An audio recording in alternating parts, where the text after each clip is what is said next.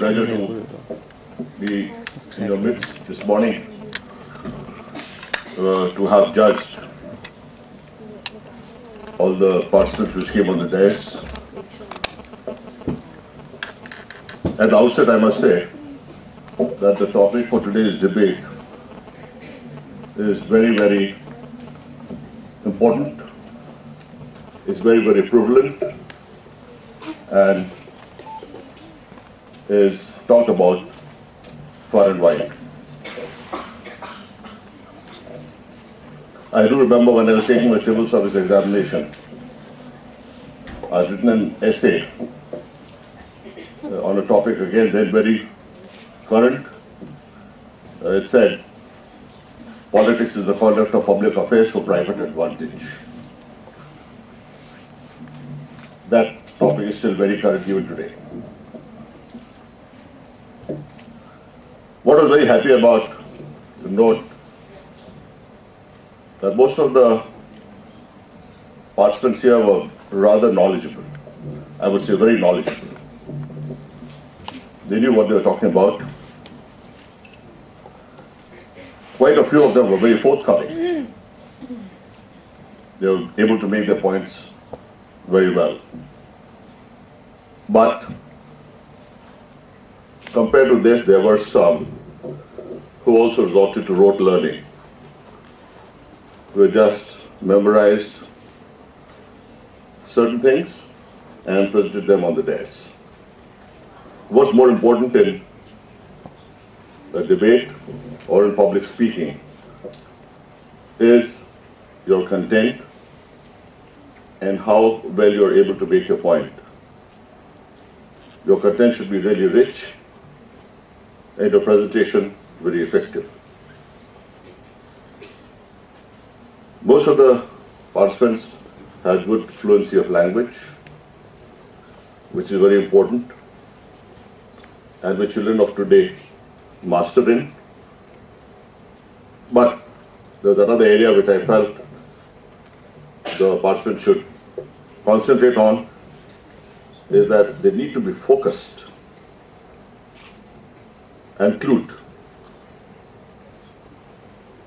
What they are saying should be properly backed up, buttressed by solid points, rather than just make presentations without being adequately backed.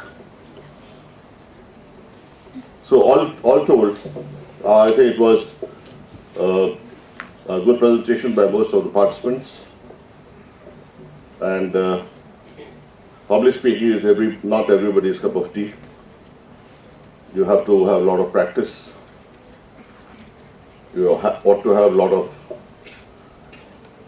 gumption, have a lot of ideas, and then make out a very good presentation with a lot of substantial points. I think by and large those were my observations, but I feel that also in that the topic was very, very current, very topical, very updated, and I think most of the children were able to make a good point for themselves. Thank you very much. And I'm supposed not to be as a judge. No, I am fine.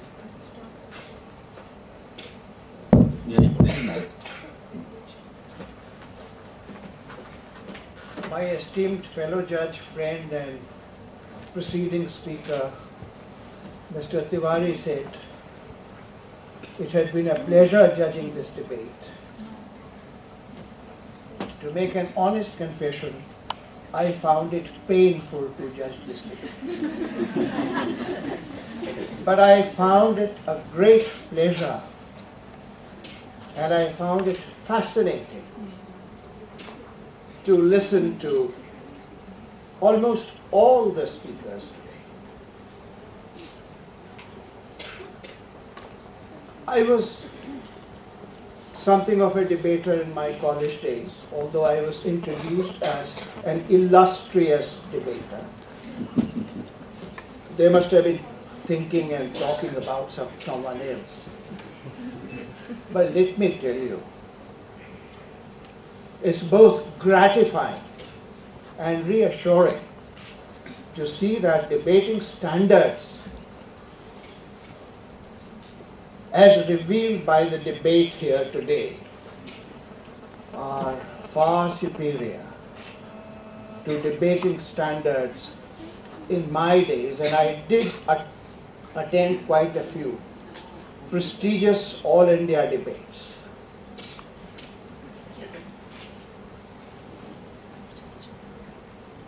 The young men, very few of them this morning, and women, lots of them, of today, think hard, they work hard. That is what today's debate has indicated. And they are so articulate. Well, it's a well-known linguistic fact that nature has gifted women. Those of you who couldn't hear me well enough so far have missed nothing.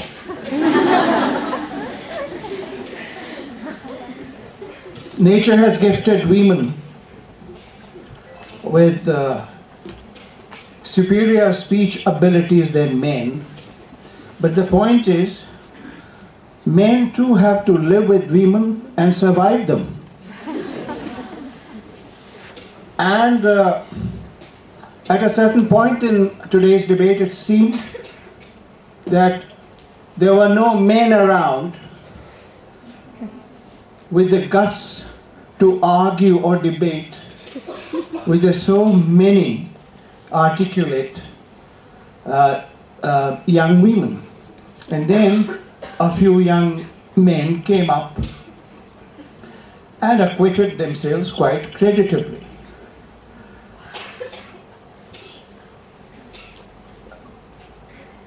More impressive than the debate is the choice of the topic. It's a debate judged by old fogies like me, but it's a debate directed mainly at the young people anywhere in the world, but more targetedly in our society, in our country. The choice of the subject is very shrewd, and the phrasing of the topic is happily cunning, very cunning.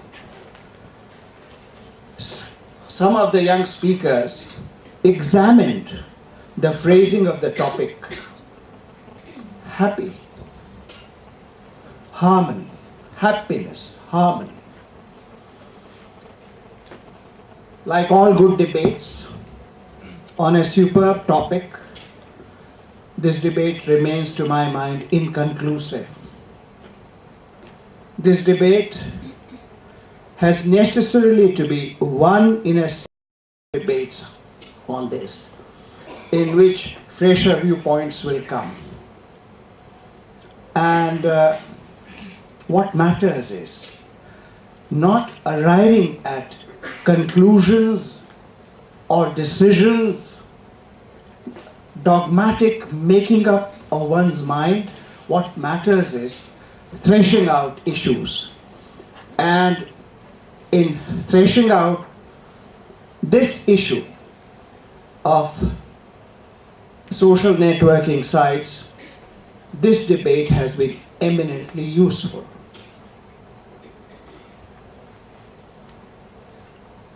The debate will go on, and it must go on. Last Sunday's Times of India carried an article on this topic. And anyone who goes through this topic will see that that article was not simply trying to anticipate today's debate here in Jaipur. It was trying to debate the issue as our young debaters have done it. Did it reach a conclusion? A sort of conclusion, if you call it a conclusion. The article concludes by saying, it's good, social networking sites are good, they are not so good, that is what we have heard today, and then goes on to conclude, good, provided you have inbuilt sensors. That is what you have said, young people. Someone older than you, someone spent more time thinking about the subject, could do no better than you. Thank you very much for the sheer pleasure of listening to you. Keep it up. Keep it up. And there is one more thing for which I wish to compliment the organizers of this debate. These days, getting so many speakers for an English debate is not easy. Getting so many speakers of this high quality is much more difficult. You must have tried hard, luck has been with you, and you have managed to pull off a very high quality debate, which is not a very common phenomenon these days. Thank you very much. Thank you, sir. I now Mr. Chairman, sir, my fellow distinguished judges, Ashok Gupta ji, the Vice Chancellor, the Principal Director, and the faculties of these institutions, and my young friends, the students. At the very outset, I would like to thank the organizers of this debate for having invited me, I think once again, for a debate competition. I was here in some other competition in one of these, I think it was in the ICG campus, for yet another English debate a few months ago. And I indeed feel very privileged and honored to be here again today. And let me assure you that it has been a very fruitful and a very enjoyable morning. These days, before I get to my observations, these days a lot of people talk about centers of excellence. And every time I come to one of the IIS institutions, I understand a center of excellence in its true sense of the term. Please give a big hand, ladies and gentlemen. When I was here last time, I said, and I'm repeating again, that there was a survey done whereby people were asked to say which is their greatest fear. Is it the fear of heights? Is it the fear of snakes? Is it the fear of loneliness? And the results were startling. The greatest fear in a man or woman, when I talk about, is the fear of public speaking. Ladies and gentlemen, at the very outset, right in the beginning, I would like to compliment each of the speakers who had the guts to come and stand up on this stage and put their points so effectively. A big hand to all the participants.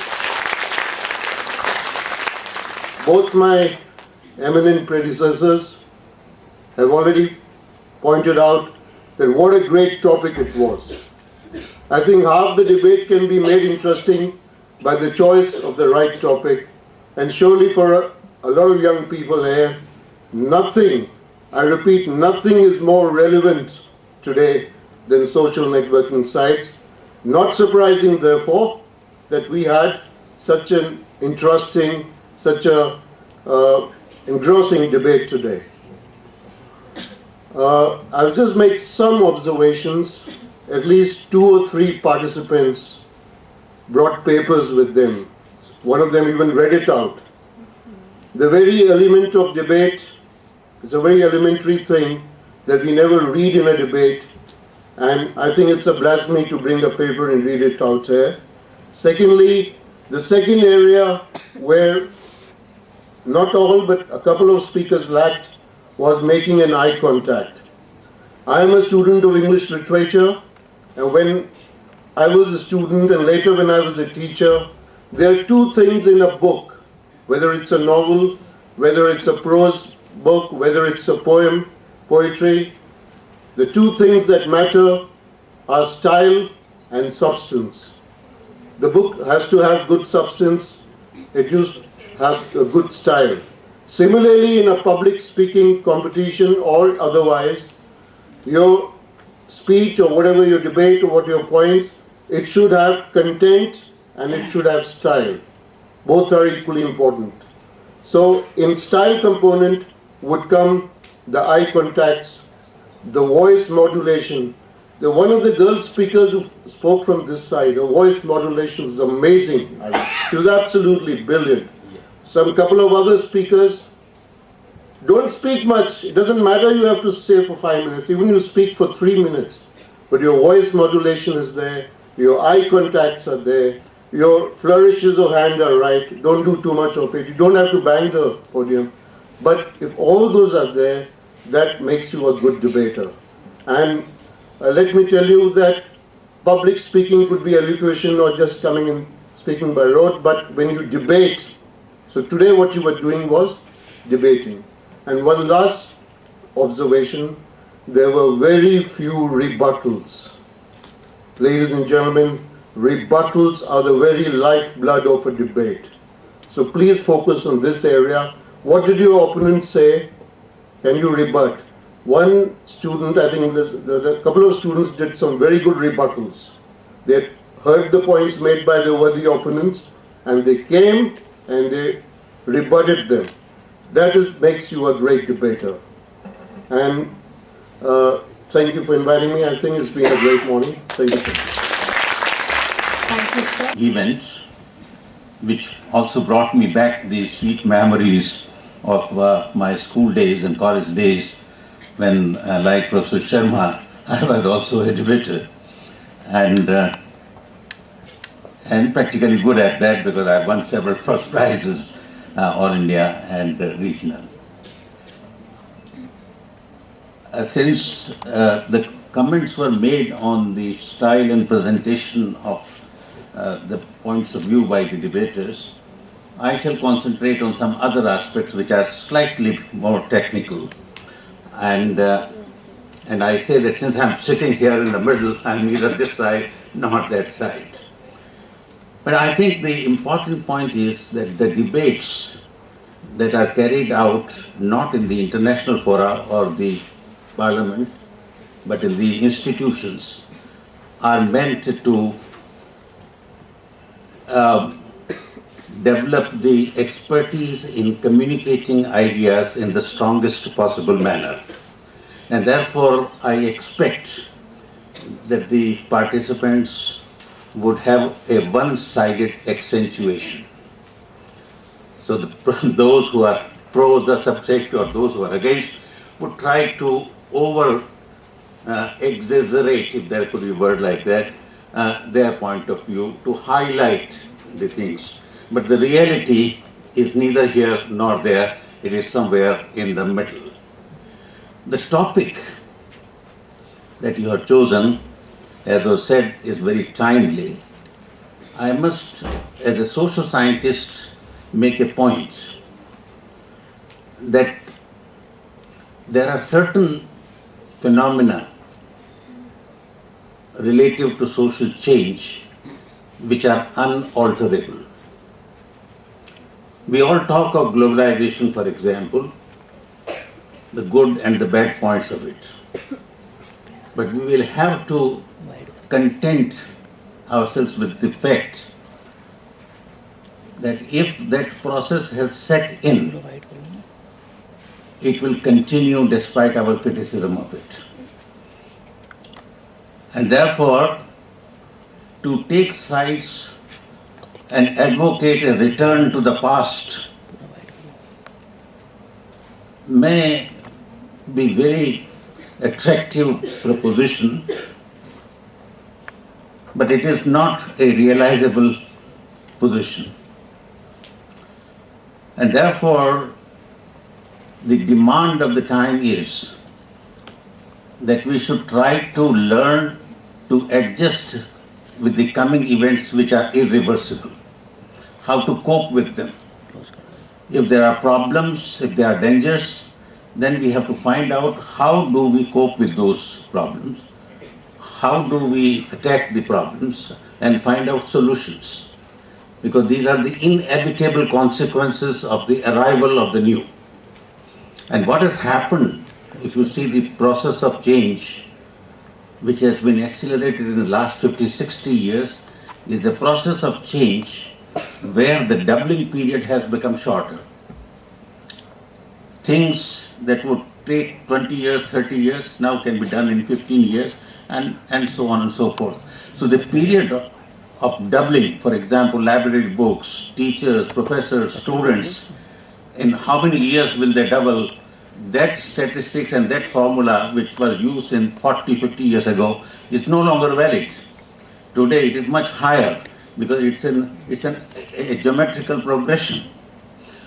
So 2 becomes 4, 4 becomes 8 and so on and so forth. So the doubling period is getting shorter.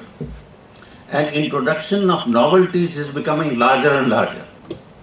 With the result that now we have a massive problem of coping with change. And therefore, invoking the past or glorification of the past or asking people to go back to their past is something which might look nice and attractive, but it is impractical. And therefore, we have to think, since we are sitting in the Institute of Management, to see how do we manage change. When management was introduced, it was to manage people. Today, the challenge for management is to manage change and to manage the changing environments in which these different things are being located. So this is my first major premise for this debate, because there it cannot be pro or anti, it is common. Now in this sense, if you see, what are the kinds of stands that were taken by the group? There were some people who were operating like salesmen, describing the virtues of the new technology. What great things can it do? Then there were people who were criticizing the new technology.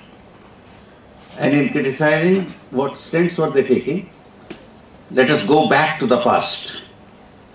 Let us send our children back to the field to play and forget about the closed room, playing with the new tools and technology. They were talking about commercialization of the new technology, where human interest was completely condemned in favor of being commercial in our relationships. There was mention of crimes, that new kinds of crimes have arisen as a result of the introduction of new technology. Even the manner of deviance has increased, and so many people, I was not surprised, mentioned about Sunanda Pushkar as an example, that her death is the consequence of the introduction of new technology. But there are also people who were talking of appreciating the new technology. The geographical distance remaining the same, we have created information highways to overcome the geographical hurdles. The information highways have done such remarkable things which we could not have imagined in the past. And so great are these information highways that even one technology of information like telegrams, we had passed obituary only a few months back. Our children would not know what was a telegram. I recall my childhood in Udaipur, where there were about 6 or 7 telephones, and they were, the numbers you have to dial like this and you get connected. Even telephone was a novelty in the city. And today, mobile phones, you take for granted that everybody has it. You don't ask whether you have a mobile, you simply say, well, give me your number, I'll send you an SMS. You take for granted. So much so that even Planning Commission is now thinking to put mobile as one of the indicators of development for tribal and rural areas and taking away some of these things. The new technology has made even the concept of literacy redundant. At one point of time they said, in order to be modern, you have to be literate. I coined a word which went into one of my essays in the Encyclopedia of the Future, brought out by Macmillan. And this is the concept of computeracy. That you don't have to be literate only, you have to be computerate. So many of the literates have become incomputerates now. And there are people who, without being literate, are able to use new technology. And some other kind of literacy has come in. I give you a very interesting example. I had a servant from Bihar, domestic servant, and we had a maid who came from Madhya Pradesh. And somehow they began liking each other and a marriage was to take place. The parents were contacted and all that. To my surprise, I learned that my servant searched the Google to find out about the details of the caste of his bride-to-be, to find out whether it belonged to that bigger Yadav group or not, Handling Google by people who are only 8th standard or so, coming from villages, not only entering into an intercaste marriage and using mobile, but using Google, is something which is unthinkable. 20 years ago, perhaps I was not able to use Google. Today I use Google. But Google also has many disadvantages. For example, the use in research. If you are now representing the class of people who do research and are research scholars, and they provide their bibliography, I do not get impressed by the bibliography that this fellow has read so many books or has gone to the library and prepared the bibliography. I know that he has gone to Google and Mr. Google has given him the long bibliography. Very unattractive. So the challenge is twofold. On the one hand, people of my age and Professor Sharma's age can have an access to information via Google. People of younger age who should work hard and read the books and prepare the bibliography are cheating the academic community at the same time. So you have the two faces of it. And both of them are there to note for us. So when you prepare now academic papers and present it to the teacher, we know half of it has come from where, or whole of it has come from where, and how you have tried to glue it. And therefore the gluing has become a new technological device for research rather than working hard in the field or in the library. So, but the fact remains that 96% of the people who use mobile are also using some sort of social networking technology. The number is going to enlarge. Even our rural sectors are becoming urban, and mobile is not a novelty. Now, in such a situation, can we think that we will bring back happiness and harmony by discarding this new tool which we have received? Now, then you see some contradictions that I mentioned. When we talk of happiness and harmony, we also think at the same time of isolation and interaction. Certain kinds of interactions have died and certain kinds of isolations have increased. You are now confined to the room and therefore you are becoming isolated and yet you are connected. So the definition of isolation has also changed over a period of time. The same thing happens to homogenization and heterogeneity. in the 40s and early 50s, when we started the development paradigm for the development of our societies which were under colonial rule, and so in the post-colonial period, the decolonization period, we were thinking in terms of modernization model. And the modernization model was a homogenization model, that all people will look alike, all cultures will have a similar kind of thing. But now if you go and investigate these societies, none of these societies have become so homogenized. The heterogeneity still continues, still prevails. India is one country and yet heterogeneity prevails. So there is a coexistence of the spread of modern technology and the retention of your cultural identity. This is the reality. Now, you can neither repent the introduction of new technology, nor you can repent the relatively persisting individual cultural integrities and identities. So, I've just given you some examples that the proximity and distance are not opposite terms. Somehow in the new framework, you have to find a new definition of proximity and of distance. You can be closer geographically and yet you may be distant, and you may be geographically distant and yet you may be closer. You may not be able to live in the past and yet you can bring the past to your present, and then you can think in terms of future. So I think we are living in an era of immense social change. And no wonder that in social sciences, social change is a very late entry. If you see the textbooks of sociology, anthropology of the 1940s and 50s, there used to be no chapter on change. No chapter on change.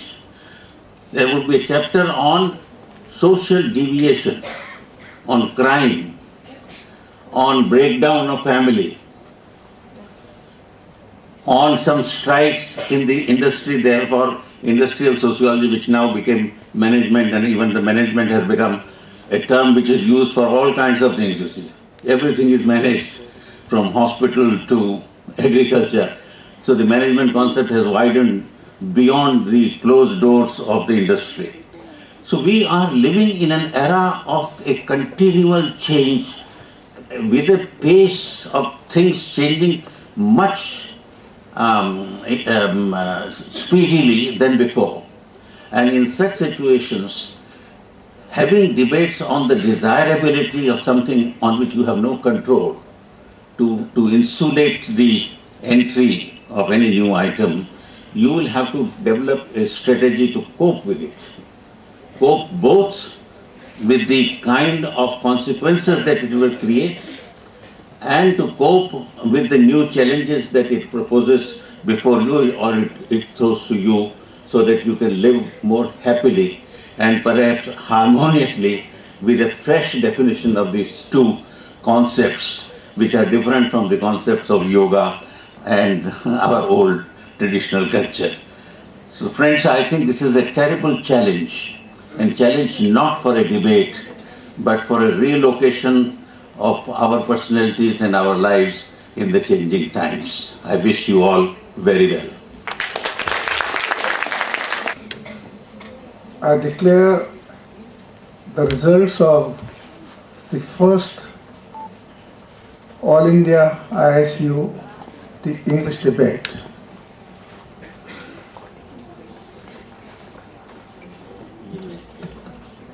The third prize has been backed by Preksha Jain of the IIT University.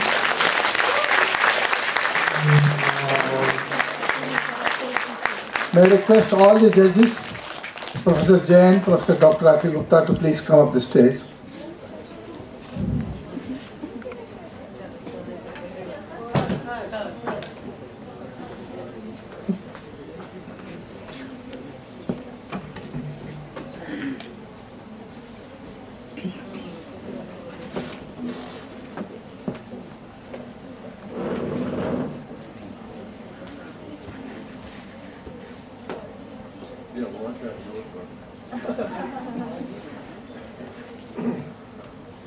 The second prize also goes to the IS University, Shiromi Chaturvedi.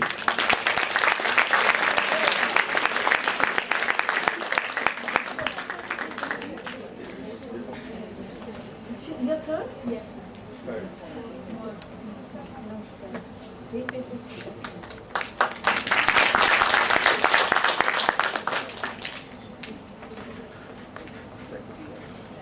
And the winner of this debate is Miss Megha Rathore of St. Xavier's.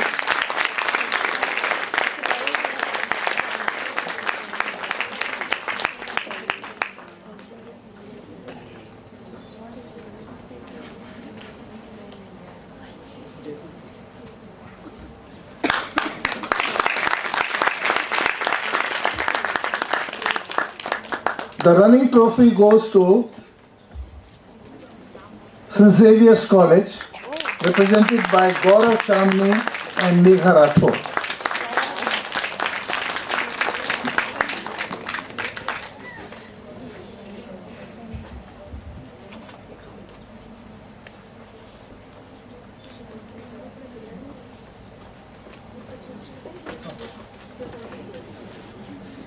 Let everybody be here when there is a program. I now request the chairperson, the judges, the vice chancellor, the rector and registrar, dean sir and the prize winners to stay back for a group photograph. Thank you.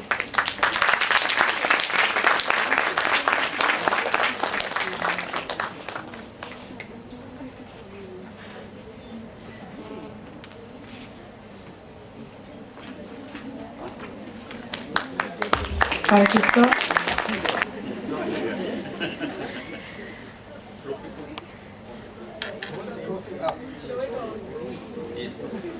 Certificate. Remove the certificate, Gaurav, from the program.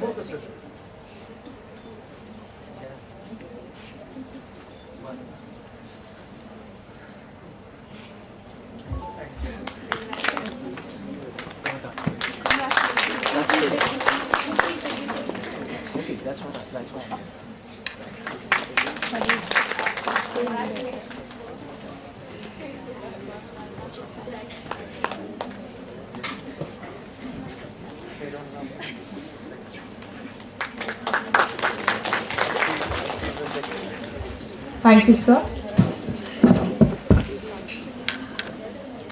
Professor Yogesh Atal, the chair, Shri Pramod Kumar Tiwari, Professor Jayan Sharma and Shri Jagdeep Singh, our judges for the day, Dr. Ashok Gupta, Honorable Vice Chancellor, all our guests, dear participants, especially those from outside Jaipur and more so actually from Rajasthan, and members of the audience. Namaskar. It gives me immense pleasure to propose a formal vote of thanks at the end of the first All India ISU English debate. I'd like to begin by expressing my sincere gratitude to Professor Atal for his kind acceptance to grace the occasion as the chairperson and also for his insightful remarks. Sir, your presence here demonstrates your continued commitment to education and its allied fields that add up to making a rounded individual in an increasingly socially networked society that we live in. Your words of encouragement, I'm sure, have boosted the morale of all the participants and infused in them a sense of achievement. My thanks are also due to our judges who, in choosing to be a part of this occasion, have reposed their faith and confidence in our institution and its endeavors. We gratefully acknowledge and highly appreciate their cooperation in carrying out the mandate that has been placed upon us. May I also extend my heartfelt thanks to Dr. Ashok Gupta, Honorable Vice Chancellor, IS University, for his unwavering support and invaluable guidance towards making this event a successful one. His overall supervision has helped in carrying out today's program to its smallest detail. I'd also like to convey thanks to Professor N.K. Jain, Dean, Faculty of Arts and Social Sciences at the IS University, for his meticulous planning and attention to detail, all of which has facilitated the smooth conduct of a function of such widespread logistics.